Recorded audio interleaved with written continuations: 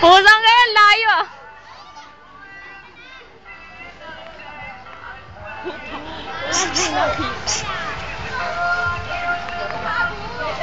Puta kasi na ito, inaulog sa tubig eh. Ang hirap pindutin eh. Sa akin, video yun. O, di puta.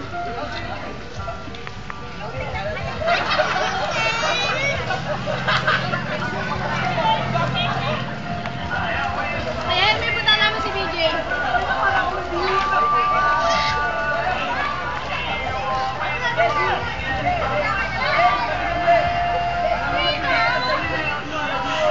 Dalawa, nagtuturuan lang ako yun. Lumapit ka lang may jump. Tumalong ka. Gago!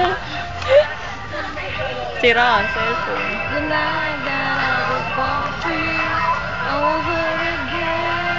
Alam mo ba yung best friend ni Joseph ang nililigaw sa Gago, sinutan ah.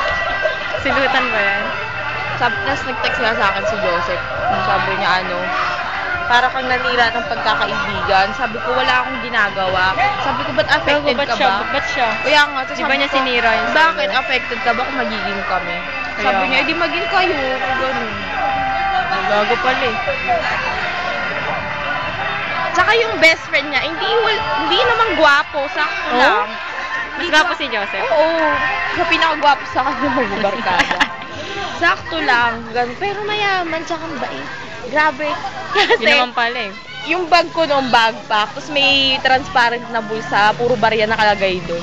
May lumapit na pulubi sa akin, sabi yung barya. Tapos sabi ni Jace, dapat kasi hindi yan nilalagay mo, dat ito. Tapos nilabas niya yung pera niya, grabe ang kapal. Gago. Oh, promise. Nakakaano naman, perahan mo na lang. Tuwing nakikita ko siya palaging ganun kakapal yung pera Pusang niya. lala. Iniisip ko hindi kaya nauubos to. Kaya nga. Pusang lala. Video to, gagi! Pyramid!